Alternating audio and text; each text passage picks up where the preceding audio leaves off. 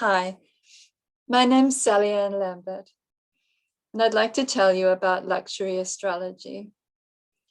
Luxury astrology, it's really going to help you to unlock the love and prosperity that's there for you in your life, within your own heart. And I'd like to tell you how that happened for me. I'm still a work in progress, like we all are. But a big change happened for me when I went through some really difficult times in 2012. So I've always used astrology, since I was about 19. I got an encyclopedia on astrology. But anyway, in 2012, I was teaching in Riyadh in Saudi Arabia. And I was designing curriculums, and I had a dictionary.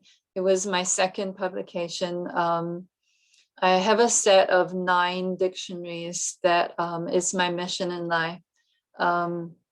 It goes back to when I was 12 years old, and because I was adopted into a new culture, I had to learn a new language. And so I suffered a lot with being afraid to speak. It took me a year to have the courage to speak, and I just didn't want to be laughed at. So that's why I do this, because I learned that it's quite fine for people to laugh at you. It really doesn't hurt, just have some fun. Anyway, so I was in Riyadh, and I flew across the world to Sitka, to Alaska, to do this book launch with some tribe there. And so I prepared this big PowerPoint presentation. Now, as a teacher, I had to learn to make conversation on any topic, and I can do that at will. I can just, give me a topic and I'll talk, I'll make conversation with you. So why I just let this whole skill fall to the side and relied on this PowerPoint presentation. At that point in my life, I needed a lot of courage, and I just didn't come up with it. I wimped out. So instead of going deep with the tribe and making conversations with them about what they really cared about, which was the language, this is my whole purpose in being there, I just made this general cultural presentation. I was telling myself, oh yeah, I'm just going to, build bridges first and try and, I knew there was some hostility there, and I was just like, I'm just going to, kind of warm things up, So then after the meeting, I went to a local radio station, and I had them do an interview, and I had a tribal member come along. And so then back in Saudi Arabia, and a couple of weeks later, this interview and radio show hits the internet, and boy, was it bad. They made a total mockery of me. And if I'd been afraid of being laughed at when I was 12, well, this was adult level getting laughed at. And I mean, it was actually pretty serious, because it was just like a mess of really nasty lies that just really attacked my character. And there's really nothing about the book at all, really, nothing true about it. But this was very, very traumatic for me, because this was my mission in my life. And I didn't have a way to fix it. And so I was looking to my spirituality, which they had severely attacked.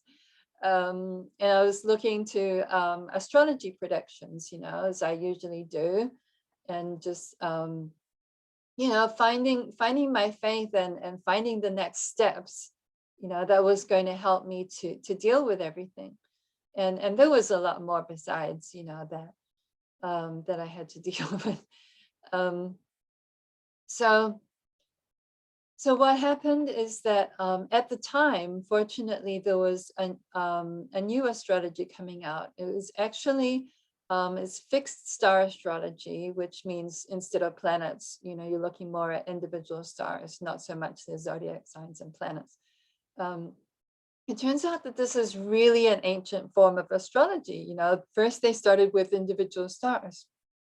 And so I found, all this mythology. It was very entertaining. It was very engaging into the dramas of the moment, the politics and the, world issues and stuff from this point of view of mythology. So, I sort of felt myself fitting in, fitting right in there. And, as I kept working on it, I was noticing that there's all this astronomy in there. So I was, making files and, keeping track of the information. I was mentored by my father, who did physics when he was a young man. And he went through some trauma himself with the academic world. It can be brutal, and he had these dreams. And before he died in 1984, he wrote this paper and he gave it to me. And it was about using the space-time continuum. And it's very new to me at the time. I don't really know anything about this. This is, like 1984, when he died, this, still really before the internet. And so, yeah, my dad told me that he wanted to use this space-time continuum idea as a bridge between people who believe in religion and people who believe in science. So, as I was doing this research into these individual stars, and I was thinking, like, there's quite a wealth of information here, and maybe this is more useful than just mythology. And especially when it came to some stars, like the star has a name, but it doesn't really have a lot of tradition to it, like some of the more famous stars, the brighter stars. So I started to look into how I could interpret the astronomy. And since 2012, I've created this system, and I've also used very in-depth case studies. So eventually I made it so that every prediction that I get from a star, which is probably a set of about 9 predictions, and they're extremely precise and very, very detailed.